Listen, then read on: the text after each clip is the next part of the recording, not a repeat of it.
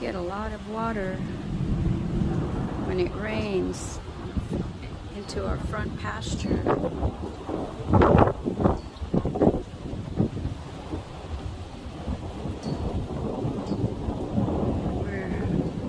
We would like to figure out a way to contain that water and keep it on our property for a little bit.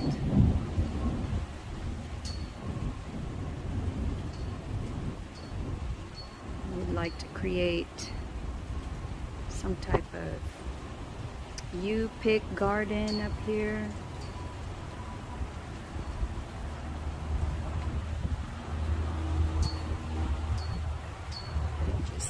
It runs down.